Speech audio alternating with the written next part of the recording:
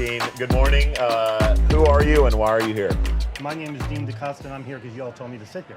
No, I'm joking. very I'm good here at RecFest because myself and Steve Levy are running the Inspire tent tomorrow. And this is a great opportunity to come and give back to our community and help people out. I'm sorry, you two are running the Inspire tent? Is that what Stage? you just Yeah, said? I know it doesn't work together, does Inspire, it? okay. Yeah, I No, mean, no. Steve and I and Inspire, yeah. It's Yeah. like an oxymoron. Not as bad as military intelligence, but close. What do you call you? Anyway, so if I you said if oxymoron, you not have, usable. I know. Well, I don't know. Although, you never know. It could be. So if you have advice for your peers out there in talent acquisition moving into 2025, what would that advice, that 1-point nugget of advice be?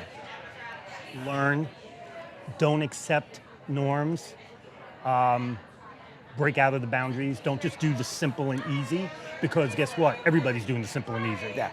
And you're looking for the same people, and why? Get out of it. And I can give an example. Somebody was looking for a bunch of people that has a particular certification. They went to LinkedIn, or as Stevie Levy calls it, the Blue Devil. Didn't work out so well, asked for help. So I went out and found a website that has a listing of every CCIE certified person, sent it to her. And then I scraped it and sent her the whole list. Don't do the norm. Think out of the box. Yeah. That's the only way you're going to succeed. Great, there's AI, we'll get into that later, but you can't trust it totally, so you have to use it, double check it, triple check it, and then you're good. Now, in case you're wondering why I said that about AI, there's no C3PO behind me. There's no such thing as AI, except for the one where it's actually intelligent. All right, let's keep focused here, Dean. Hey, he opened the door. You've made your name on sourcing. I think that's fair to say. Yeah. And I don't think a lot of people connect sourcing with branding. Is there a connection, and talk about that in detail? Yes, there's a connection. So branding, marketing, a lot of it, in order to get good people, you've got to get them interested. You've got to have your brand or the brand of the company. You've got to put it out there. An example is if I go ahead and contact a Java developer and they see, wow, you're working at this company and you've been doing it 30 years, my brand is good, they know who I am. Yeah. They're more likely to get a hold of me than somebody who works at some company nobody knows and has only been recruiting or sourcing for a year or two. So branding and sourcing is important because your name carries weight. If you brand yourself properly, you're likely to get many more people willing to talk to you than you would if you don't have branding. There are some recruiters and sources not even on LinkedIn, and then they wonder why people don't want to respond to their emails, because they don't know who you are. 90% of the people out there are going to check your profile. If you're not branded properly and it doesn't show like you think you know what you're doing, they're not going to. They don't need to. There's too many out there that are. So you're talking about more of a holistic brand and not Yes. an employer brand as being the focus for the Yeah, sourcing because we're community. talking sourcing Yeah. in general rather Yeah. than, your own. Like I said, 90% of all people are going to check out the source or recruiter, whoever's contacting them. Yeah. And then once they talk to them, the next step is usually with a hiring manager. They're going to check out the company more, and they're going to check out that hiring manager more. It's just the fact. Social media has made it to where people want to know more about who they're dealing with. And part of it's also because there are a lot of fake people. There's a lot of people from outside the country trying to communicate with them. So yeah, that all matters. I don't care who you work for. You work for Microsoft, that's great. Microsoft, cool. But if your personal brand is not, if you don't have Microsoft on there, they're not going to talk to you. And if your personal brand says, okay, I work for Microsoft, but you have no other experience, you've been there a year, why? They're more likely, according to statistics, to find a different recruiter at Microsoft who's been there longer and has a better brand, and then contact them about it. So let's It's just pivot. a fact. Let's pivot real quick. Let's pivot into I'm 2024. over 60. I don't pivot very well. It's a slow pivot. I know. Yeah, I know. very. It's a slow pivot. So 2024. What surprised you the most this year? What's happened this year? What surprised me the most, I think, is the, what's the word I use? The false statement when AI started becoming big that some companies were like, we got AI, we don't need as many recruiters, we don't need this, we don't need that. And then it took I think just now they're starting to realize, yeah, that's not the truth. You still need, you might be able to make things quicker, a recruiter or sourcer might be able to handle a few more recs, but again, AI is not going to, at this point anyway, be able to replace it. And so what amazed me is that the companies were thinking that, given it seems like every 7 years something comes out and they think, oh wow, we don't need as many recruiters and sources now, and then they find out they're wrong. I mean, it seems like every 7 to 10 years that happens since I've been in the industry. Every 7 to 10, oh, we got sourcing tools now, we don't need as many recruiters. Wrong. Oh, we got CRMs, we don't need as many recruiters. Wrong. And that's what amazes me, is that companies continue to make the same mistake over and over and over again. You would think they would learned by now. Do you really believe the future is the same amount or more recruiters and not less?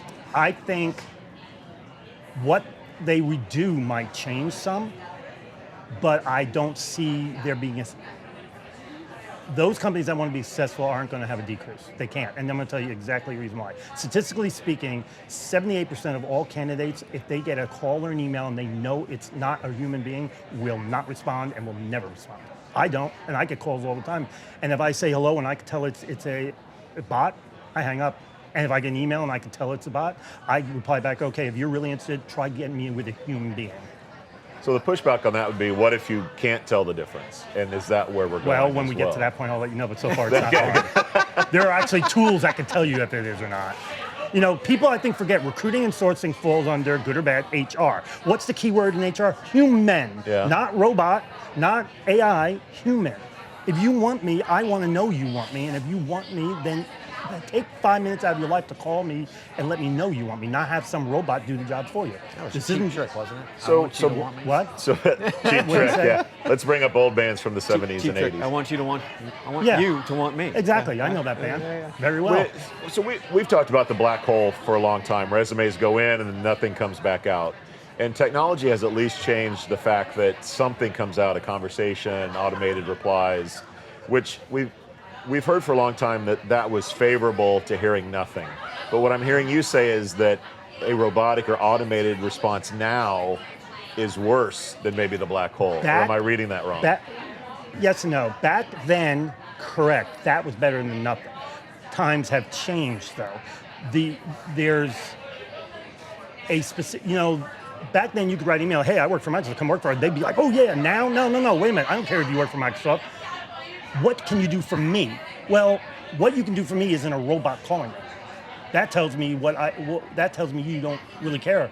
You don't want to do anything for me, and you don't really care because you're having a robot do it. If you care, people want to be wanted. Robots, really?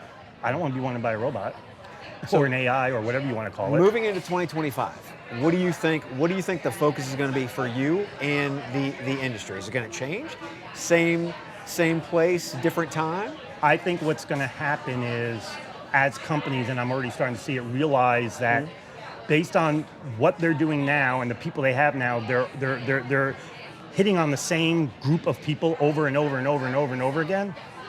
And meanwhile, that same group of people, we'll give you an example, 700 million on the LinkedIn, 3.5 billion on Facebook. Hint and a half, not everybody's on LinkedIn, time to get up, but there's companies that swear by LinkedIn. I'm like, how many hires did you make last year? Oh, we made 20, we did great. I go, okay, help you out. I made 20 in a month without LinkedIn. What's your point? I'm not looking for the people on LinkedIn. And I think companies are going to start realizing more and more, all these tools are looking, including the AI tools, in the same places. Yeah. There are other places to look. Many other places to look. I mean, you know how many people don't even look at IEEE anymore? Electrical Engineering Group. Well, I do. I have the entire database. Yeah. Scraped it. I got bored one day. Half of them aren't on LinkedIn. GitHub, 60% of people on GitHub are not on LinkedIn. Right. So what are we doing? People need to understand there are other places to look than just LinkedIn or wherever else they're looking. Because most of them are. Speaking of where to look, Dean, if our listeners and viewers want to connect with you, where should they find you? Okay.